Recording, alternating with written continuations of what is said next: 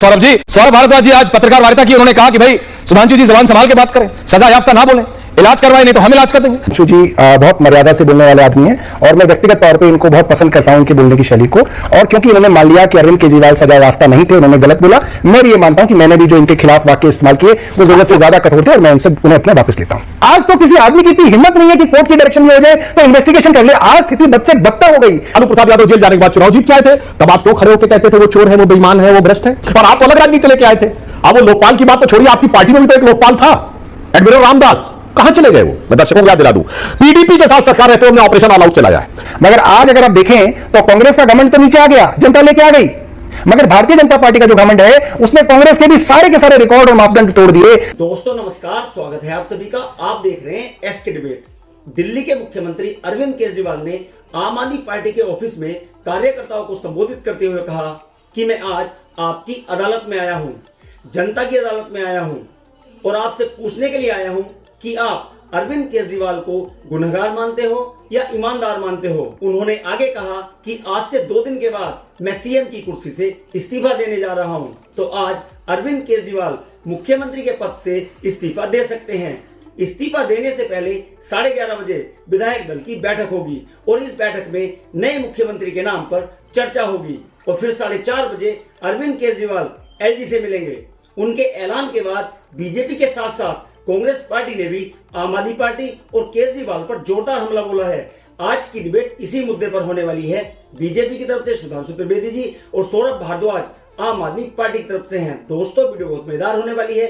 आपसे अनुरोध है वीडियो को अंत तक जरूर देखें। वीडियो पसंद आए तो लाइक करें, शेयर करें, कमेंट करें और मेरे चैनल को सब्सक्राइब करें। चलो दोस्तों मेन डिबेट स्टार्ट करते हैं। चलिए शुरू करते हैं। आपकी तो पार्टी ही इनके खिलाफ, कांग्रेसियों के खिलाफ बनी थी और आज आप उन्हीं के साथ हो गए। महबूबा मुफ्ती की सरकार के साथ सरकार चलाने वाली भारतीय जनता पार्टी हमें ये ना बताए कि किस किस के साथ गठबंधन भारतीय जनता पार्टी ने किया है और फिर उसको गालियां भी दी है। वो जो आंदोलन था वो सत्ता के अंदर बैठे घमंडी लोगों के खिलाफ था। मगर आज अगर आप देखें तो कांग्रेस का घमंड तो नीचे आ गया, जनता लेके आ गई। मगर भारतीय जनता पार्टी का जो घमंड है उसने कांग्रेस के भी सारे के सारे रिकॉर्ड और मापदंड तोड़ दिए। जो एजेंसियों के दुरुपयोग की बात हम कांग्रेस के बारे में करा करते थे, सुनिए ऐश्वर्या जी, उस वक्त मैं मानता हूं कि भ्रष्टाचार होता था, मगर कांग्रेस के मंत्रियों के ऊपर आरोप लगते थे तो कांग्रेस के मंत्रियों के इस्तीफे हुआ करते थे। कांग्रेस के मंत्रियों के खिलाफ सीएजी की रिपोर्ट आया करती थी। सीएजी के अंदर इतनी हिम्मत हुआ करती थी कि वो रिपोर्ट उनके खिलाफ टेबल कर दे, वहां पे ट्रांसफर नहीं हुआ करते थे। सीबीआई के अफसरों की इतनी हिम्मत होती थी कि अगर कोर्ट से डायरेक्शन हो गई तो वो दूध का दूध पानी का पानी कर दें। आज तो किसी आदमी की इतनी हिम्मत नहीं है कि कोर्ट की डायरेक्शन भी हो जाए तो इन्वेस्टिगेशन कर ले। आज स्थिति बद से बदतर हो गई। तो मामला कांग्रेस की खिलाफत या बीजेपी की खिलाफत का नहीं है ऐश्वर्या भाई, मामला है देश को बचाने का, देश के अंदर प्रजातंत्र को बचाने का। वरना इन लोगों ने तो सबकी जुबान के ऊपर लगाम लगा दी। सब चुप रहेंगे, कोई एजेंसी कुछ नहीं बोलेगी, सब डर के रहेंगे। ऐसे कैसे देश चलेगा? सुधांशु जी, हमारी पार्टी के अंदर तोड़फोड़ करने की कोशिश की जाती और तमाम नेता हमारे जेल में थे। तो अरविंद केजरीवाल जी ने बहुत सूझबूझ के यह फैसला किया कि मैं इस्तीफा नहीं दूंगा और जेल में से सरकार चला के दिखाई। जो बार बार कहा जाता था नहीं जेल में से सरकार नहीं चल सकती, चला के दिखाई। मगर जब बाहर निकले तो दुनिया को यह ना लगे, भारतीय जनता पार्टी या किसी को भी ऐसा ना लगे कि सत्ता का लालच है, कुर्सी का लालच है, इसीलिए उस कुर्सी का त्याग किया और यह कहा कि मैं अब जनता की अदालत में जाऊंगा। सुप्रीम कोर्ट से भले ही जमानत मिल गई हो मगर अब मैं जनता की अदालत के अंदर जाके अग्नि परीक्षा दूंगा और अगर जनता को लगेगा कि हमारा बेटा अरविंद केजरीवाल ईमानदार है, कसूरवार नहीं है, गुनाहगार नहीं है, तो जाके उस मुख्यमंत्री की कुर्सी पे बैठूंगा, वरना नहीं बैठूंगा। तो ये उनका फैसला और मुझे लगता है हम सब ने उसका स्वागत किया कि एक अच्छा फैसला है। हम उसका जो है हम उसकी इज्जत करते हैं उस फैसले की। ओके रुको जरा, सब्र करो। भारतीय जनता पार्टी के राज्यसभा के सांसद और जिनका आप इलाज करने के लिए ढूंढ रहे हैं सौरभ जी, सौरभ भारद्वाज जी आज पत्रकार वार्ता की, उन्होंने कहा कि भाई सुधांशु जी जबान संभाल के बात करें, सजा याफ्ता ना बोलें, इलाज करवाए नहीं तो हम इलाज कर देंगे। मैं उनकी आपत्ति को स्वीकार करता हूं और मैं कहता हूं कि हां केजरीवाल जी सजाए याफ्ता नहीं, सजाए रास्ता है और हम बात खत्म करते हैं। उनको सजा हो नहीं चुकी है, वो सजा के रास्ते के तरफ अग्रसर है। परंतु मैं सौरभ जी से यह भी कहना चाहूंगा, इस पे इतना उग्र और आक्रामक होने की आवश्यकता नहीं थी तिल मिलाने की। महोदय, अब वो केजरीवाल जी नहीं अन्ना आंदोलन वाले जो खड़े होकर कहते थे सारी संसद चोर है। सारी संसद तो चोर नहीं थी। अब वो दौर नहीं है जबकि शीला दीक्षित जी की फोटो उसके पीछे लिखी रहती थी बेईमान, और उनके साथ सरकार बनाई, आज तक तो कभी कुछ साबित नहीं हुआ।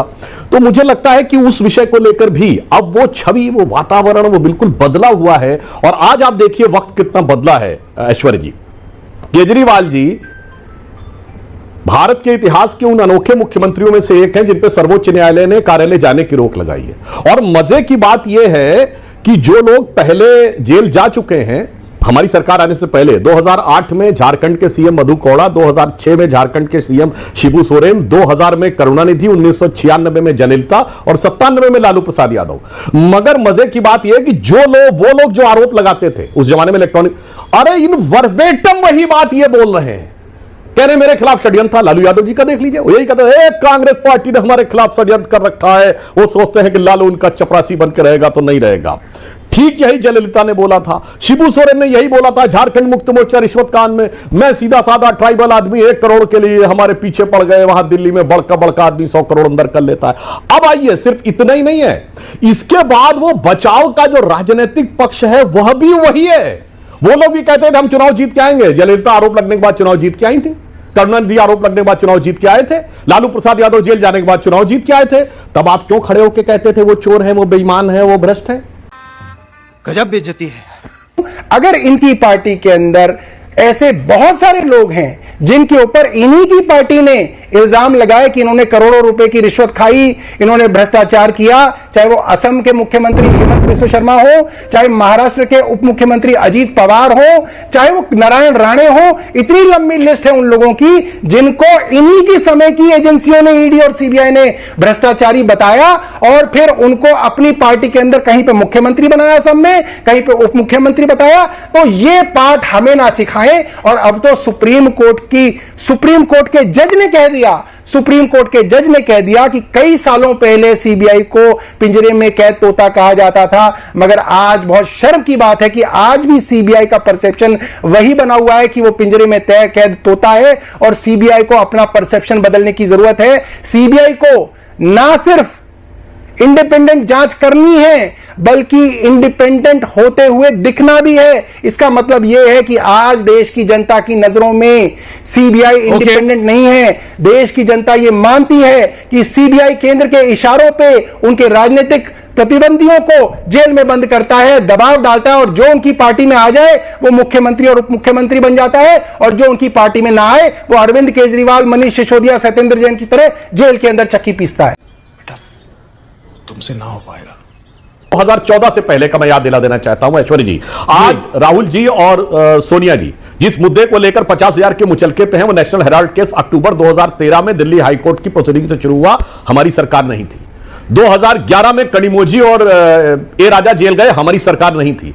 2010 में सुरेश कलमणी जेल गए, हमारी सरकार नहीं थी। 2008 में मधु कौड़ा जेल गए, हमारी सरकार नहीं थी। डिसप्रोपोर्शनेट एसेट के केस मुलायम सिंह मायावती पे 2006-7 में लगे, हमारी सरकार नहीं थी। शिबू सोरेन 2006 में जेल गए, करुणानिधि 2000 में जेल गए, लालू यादव 97 में जेल गए, जयललिता 96 में जेल गई। झारखंड मुक्ति मोर्चा रिश्वत कांड 1994 में हुआ, राजीव गांधी पे आरोप 87 में लगा, FIR 90 में हुआ। महोदय इसमें 2014 के बाद का क्या है?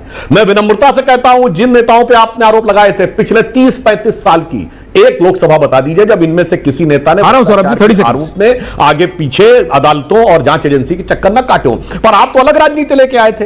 अब वो लोकपाल की बात तो छोड़िए, आपकी पार्टी में भी तो एक लोकपाल था, एडमिरल रामदास, कहां चले गए वो?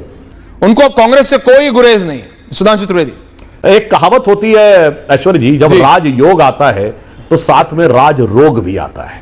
तो जैसे इनका राजयोग का उदय हुआ और राज रोग इनको इतनी जल्दी लग गया कि हम 1951 में जनसंघ के रूप में बने, 73 साल हो गए हैं, हमने कभी कांग्रेस से समझौता नहीं किया। आम आदमी पार्टी ने 73 दिन में कांग्रेस से समझौता किया था, तो रोग तो उसी जमाने में लग गया था। अब तो महबूबा मुफ्ती की हालत देखिए ना, जो कहती तिरंगा को कंधा नहीं देने को मिलेगा, वो आज तिरंगे की वो देख लीजिए। और उनके साथ सरकार में रहते हुए, मैं दर्शकों को याद दिला दूं, पीडीपी के साथ सरकार रहते हुए हमने ऑपरेशन ऑल आउट चलाया है। पीडीपी के साथ सरकार रहते हुए हमने हुर्रियत नेताओं से बात नहीं की। पीडीपी के साथ सरकार रहते हुए हुर्रियत नेताओं को पाकिस्तान से बात नहीं करने दी। पीडीपी के साथ सरकार रहते हुए हुर्रियत नेताओं पे ईडी और एनआईए के मुकदमे दर्ज हुए थे। इसलिए मैं कहना चाहता हूं वहां भी हमने किया, और आज तो जम्मू कश्मीर बिल्कुल एक अलग डायमेंशन में जा चुका है। और अभी तो रुको, क्लाइमैक्स अभी बाकी है। क्योंकि सुधांशु जी बहुत मर्यादा से बोलने वाले आदमी हैं और मैं व्यक्तिगत तौर पे इनको बहुत पसंद करता हूं, इनके बोलने की शैली को। और क्योंकि इन्होंने मान लिया कि अरविंद केजरीवाल सजा याफ्ता नहीं थे, इन्होंने गलत बोला, मैं भी ये मानता हूं कि मैंने भी जो इनके खिलाफ वाक्य इस्तेमाल किए वो जरूरत से ज्यादा कठोर थे और मैं उन्हें अपने वापस लेता हूं। मजा आया। देखा दोस्तों, आपने सुधांशु त्रिवेदी और सौरभ भारद्वाज दोनों को सुना। आप किसकी बात से सहमत हैं? दोस्तों, वीडियो को लास्ट तक देखने के लिए दिल से धन्यवाद। और वीडियो के बारे में आपकी क्या राय है कमेंट सेक्शन में कमेंट करके बताएं। और अगर वीडियो पसंद आई हो तो लाइक करें, शेयर करें, कमेंट करें और मेरे चैनल को सब्सक्राइब करें। तो दोस्तों, मिलते हैं अगली वीडियो में। जय हिंद, वंदे मातरम, जय श्री राम।